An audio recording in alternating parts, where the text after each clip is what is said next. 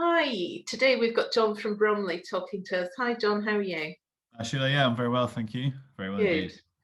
I'm fine, thank you. Do you want to tell us a bit about yourself and your stroke and your journey from, I believe it was last November? Mhm. Yeah, absolutely. Yeah, so I'm John. I live in Bromley in southeast London. I live with my wife Sophie, and yeah, last November, um, I had a stroke. I had an arterial dissection, which led to a stroke. Um, it was quite a strange one. So the week before, I'd had a headache, like a mild headache and a mild neck pain. And I didn't really, I was working from home. I was at my laptop for 10 hours a day or whatever. So I kind of thought, you know what, it's probably a bit of stress, a bit of bad posture, nothing to worry about. Um, and then on the Wednesday, I'd done something at home, like run up the stairs to grab something, and I felt really dizzy, like dizzier than I've ever been before. And I sat down and it kind of went away, and I just thought, oh, that was a bit weird, probably been sitting down for too long today and not done enough exercise.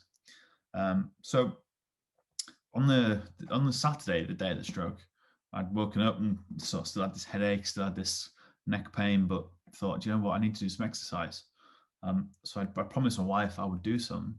I set up like an exercise class in the living room, and started doing, well, it was boxercise. So I was like in the living room prancing away, and I jumped up in the air. When I landed, this dizziness that I'd had on the Wednesday came back, like really really bad. And fortunately, my wife was downstairs, and I shouted at her and I said, oh, I feel really dizzy.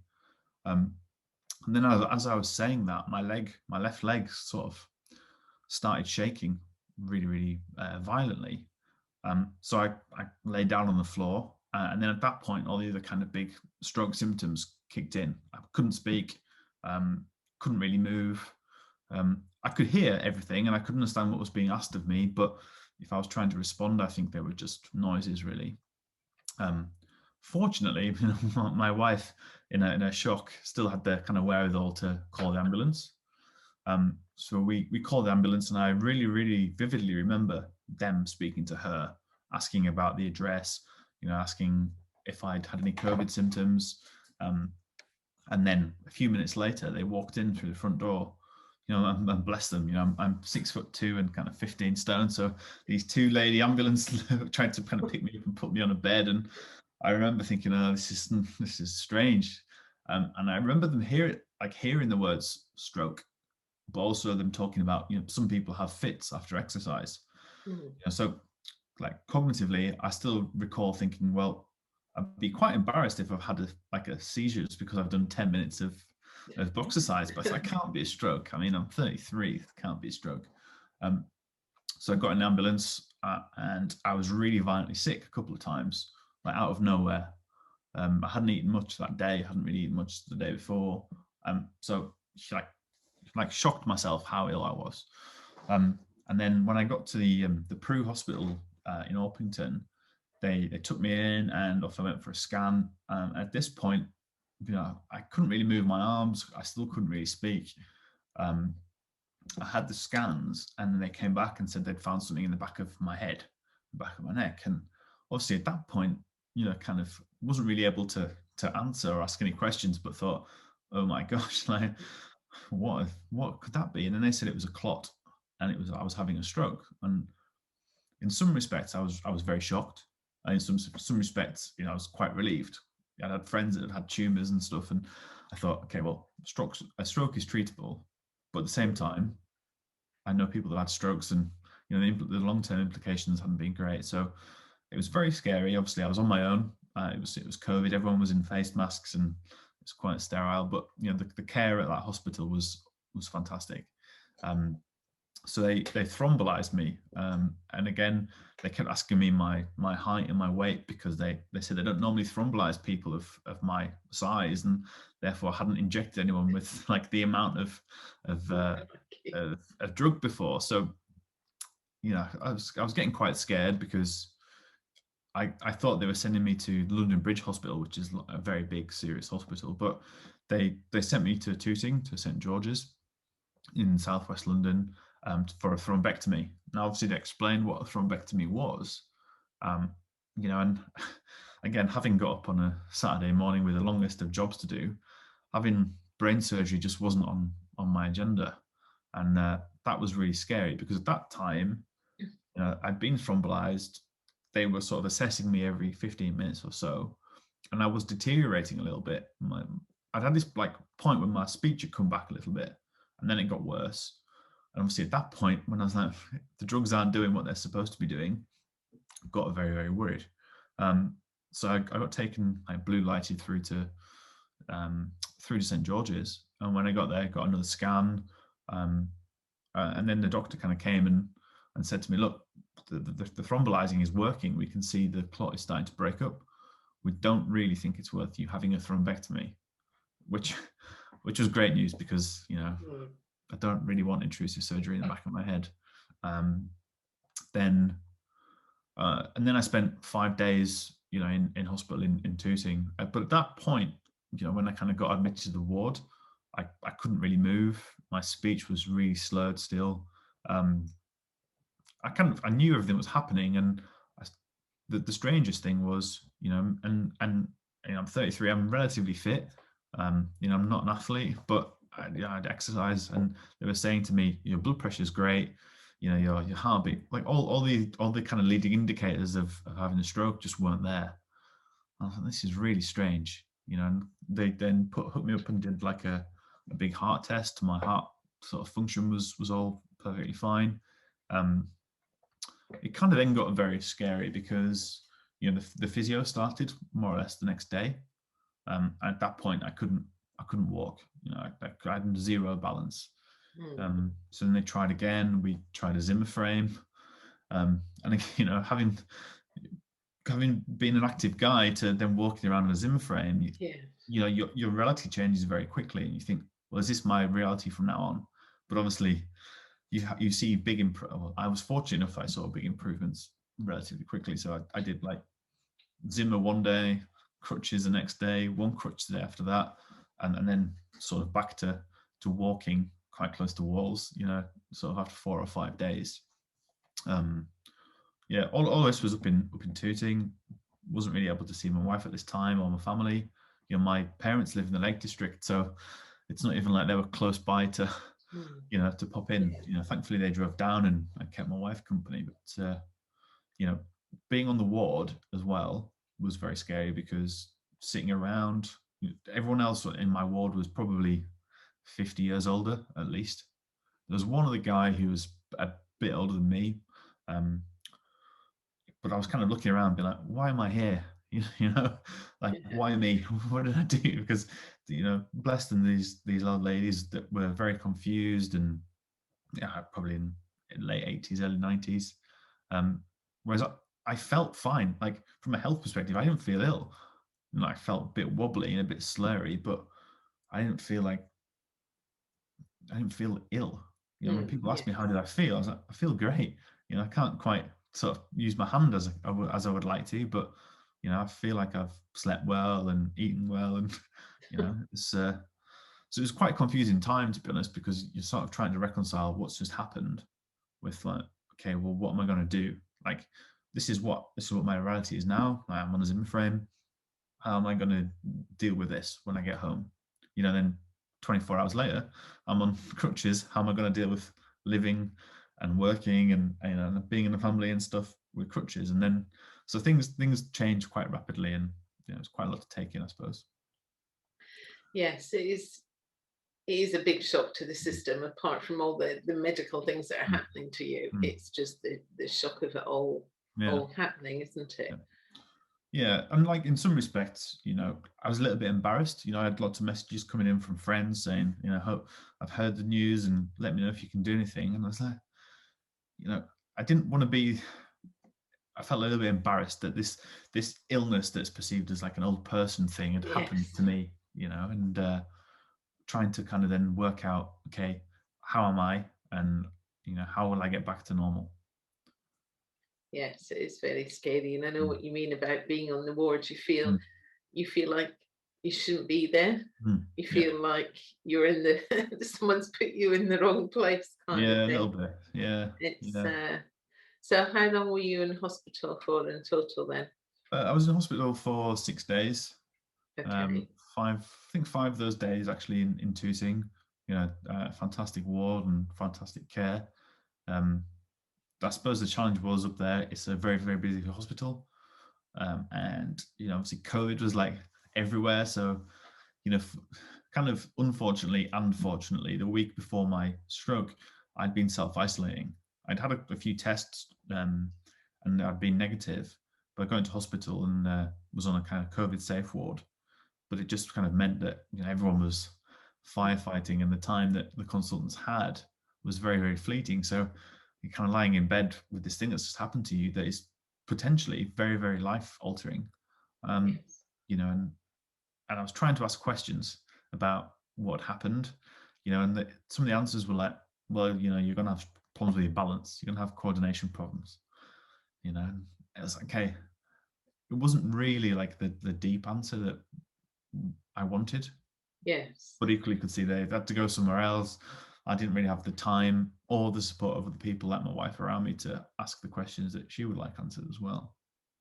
Well, that's it. And I think it's processing the answers. Mm, And if you're not quick enough, to ask the mm, next one kind of thing, yeah, they're off kind of yeah, thing to yeah, somebody else. yeah, But it's just, because you are in that shock, yeah, it's everything's been turned upside down, isn't it? yeah, absolutely, absolutely. So you got out of hospital then?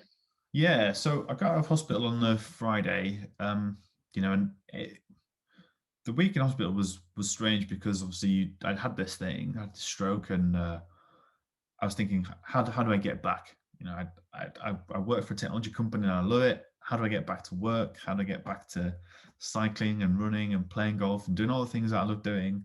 Um, and you know, I was kind of like researching as you do. You sit there because you're lonely. You Google, and to be honest, there were lots of stories about people that had strokes at a young age. You know, obviously the effects differed wildly. Um, but what was interesting was obviously lots of people saying, well, I didn't quite go back to what I did before. I slightly changed, you know, what I wanted to do because I had these new kind of constraints that I was dealing with. You know, at that point I thought, I can't, you know, I can't, that was too much at that point for me to kind of accept that Yeah. like these constraints were going to be upon me that weren't upon me a week ago. Um, so fortunately, my brother plays lots of rugby, and I think by nature, lots of his friends are married to physios. I'm sure there's a joke in there, but they all seem to recommend get physio as early as possible. And he sent me the link to a company called Rehab Physio London, who are like specialist neuro rehab Yeah. physios. So from I got out of hospital on the Friday night and I started physio on the Monday morning. Wow. I had physio like every day for 2.5 months Yeah. just to kind of get back. I think because you could make those incremental gains quite quickly in that stage shortly after the stroke. Yes. I was just kind of and I had time. I was moving jobs actually. To the time, it was pretty terrible. I'd resigned from one job and was starting another. So I was supposed to like finish my old job at the end of December and the end of November and start the new job at the start of December. Obviously, I couldn't sort of do either. So that that was kind of a blessing in disguise. It was stressful thinking, how am I going to navigate leaving and rejoining this company? But also at the same time, it gave me 8 weeks really of time to focus on recovering. So Yeah. I had great physio. Gemma, she worked with me, yeah, pretty much every day and worked on everything from, going up and down the stairs to picking up a fork. Um, and thankfully, touch wood, the majority of it has all come back. Well, that's good to hear. It's also good to hear that you managed to access that physio because we were in quite strict Mm. lockdown. Yeah. So by that time as Yeah, no, it was, well, it was it was difficult. I mean, so I suppose I was in that fortunate position where, I had the physio, but I also had Bromley Council, their kind of stroke unit followed up. So I had an OT who was brilliant, and some physio as well from them. So it was I was at that point in lockdown where they could come and visit, but obviously had all the PPE and it's all quite distant. Yes. So yeah, I think I was very lucky in that regard that I had access to two different kind of streams of physio and OT. It sounds like a good package you had of aftercare. So that was good, especially as I said in lockdown times. Did your mum and dad get to see you at all before Yeah, we went yeah, international lockdown? they came down and stayed with us. So my mum came and stayed for a couple of weeks, um, just to allow my wife to go back to work, really. So I think probably for the first week or so, I was a falls risk, Mm, and I probably wouldn't accept it then, but I definitely accept it now that my balance was still pretty wonky. So she just kind of helped me around the house. I saw my dad for a day. He's self-employed, so he saw that I'd survived and kind of had the had the grit to carry on, and he went back to work. And my in-laws live very close by as well, so I saw them, kind of at a social distance to kind of make sure that I was, going out exercising, getting yeah. walking in and stuff. I suppose it's the relief for your parents and your Mm. in-laws to see that you come out of this Mm. okay, Yeah, especially since the restrictions got tighter and everything. So yeah, yeah. We had probably like a couple of weeks of grace before Christmas, before it got super locked down.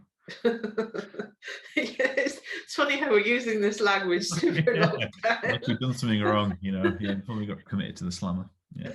We didn't even know what lockdown was this time last year. Now we're talking about super lockdown. Mm. So, did you manage to start your new job then? Yeah, I did. So, my employer, or my new employer it was then, were really great about it. They gave me the option to start in either January or February. Um, I felt like I wanted to start in January. Um, I had a few like residual issues, mainly around like speech a little bit, and yeah, my left hand is not well coordinated. Really, it's getting better, but it still feels quite different. Yeah, Um, so they gave me the option to start in January or February. I decided to start in January because I thought, you know what, maybe having something to do and something to focus on will kind of aid my recovery. Um, and I did, and it's been good. I think the big thing for me, and having read lots about different stroke survivor stories, is that I dodged this fatigue bullet that a lot of people have kind of been hit with. So even kind of a week after the stroke, I never really had to nap or ever felt overwhelmed with tiredness or anything. mm, Um, kind of felt like I was back to normal. I mean, I couldn't operate very quickly, but I didn't feel like things were exhausting in the same way. Um, I can notice a few little after effects, like I'm really concentrating, my left side can like involuntary shaking and stuff like that. But I think the big thing is that yeah, I've managed to evade the kind of chronic fatigue that a lot of people talk about. oh gosh, you are Mm. lucky. Yeah, yeah, this is what I mean. I feel like I really have dodged one of the biggest bullets. Yeah, that is really hard to Mm. cope with, and it's Mm. the hardest thing is learning to accept it as well, Yeah. because you're in that state of denial when you've had a stroke. When the paramedics came for me and that I heard the word stroke, I was thinking, stroke? I haven't had a stroke. What are they talking Yeah. about? What do Yeah. they know? And even in hospital, they kept talking about stroke. Now, these people don't know what they're doing either. Yeah. Had a stroke. No. That's for No. older people kind of thing. It's so you're in that period of Mm. denial, and Yeah. it carries on with the fatigue. It's just it's a frustrating. Mm. Everything's frustrating. Whatever the issue, you're dealing with after Mm. stroke, Mm. it's frustrating because you didn't have it before. Yeah. Yeah. You know, Absolutely. Yeah. so your hand, for instance, Mm. and what have you. It's that frustration, isn't it? You Yeah. just want everything. You want to turn the clock back, but Mm. unfortunately, we Yeah. can't. It's Can't do just that now. Yeah, it all changes in a split Mm, second. yeah. So you're working from home I just am, now? yeah, yeah. Back working from home. Enjoying kind of being able to, you know, be lucky enough to crack on with kind of the rest of my life, really. So I'm kind of working, usual, and then trying to fit physio and like the OT stuff around it as well. So I'm still having physio, still doing OT exercises. You can't quite see it, but behind me I've got a big bowl of, putties and pens and coins and whatever to practice picking stuff up. So Fantastic. just trying to keep on top of that. As difficult as it is sometimes to motivate yourself once you get to a certain point, Well, to, that's it, but you've got to keep going, and yeah. you'll see the changes. I mean, look how you described your not walking to walking Mm, in a few days. mm. It just your brain will switch to the next mode when it's Yeah, ready, kind of yeah, thing. yeah. That's it. So That's it. It's kind of got to be patient. that's positive to hear and everything, and it's good that you managed to get started, and your new employer Mm, is sympathetic and understands, obviously, and because that is the biggest hurdle a lot of people yeah, face is employers expect you to go back to work, and you have to function as you mm, functioned before and produce the same amount of work and mm, what have you. And they're not willing to, especially in younger people, mm. willing to accept the boundaries that a stroke causes and everything. So you're really lucky there. Yeah, So thank you know it's a lesson many employers you. can learn from years. So do you feel quite positive about the future going forward then? Yeah, I do. I do. I mean, I think um, it's kind of made me reflect on what's important. Um, I think it's taught me a lot about myself. Um, I wouldn't recommend it to anybody as a thing to go through, but No. I think sometimes we all have challenges, and this entire period has been challenging. But this in particular has been quite tricky. Um, I think that the key thing for me really is that you know that people recognize like what stroke is, because Mm. I just wouldn't, never in a million years. I can't remember the last time I went to see a GP. So like being a kind of blasé male, just like, oh, I'll be all right. Um, it's really important. My wife spotted it so early, called the ambulance, and I probably got thrombolized within, I don't know, 40 minutes of the Gosh, that's symptoms quick. onsetting. So very quick. And I think that's why I'm in the position I'm in today. So I suppose it's all that kind of spotting it, acting on it. Um, a lot of the stories I read of people having some of the symptoms, but then kind of going away and then coming back again a bit later. And um, mine sort of hit violently, but at least everyone was under no illusion as to what was happening. Yes. Um, so that was really important. But I feel really positive about the future. It's kind of made me focus on what I want to do and kind of where I want to spend my time. It kind of also allows you to that excuse of being able to pull away from your distractions. So I feel very positive overall.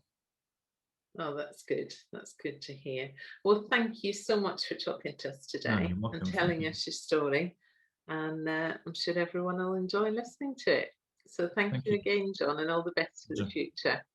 Good to speak to you. Thank you.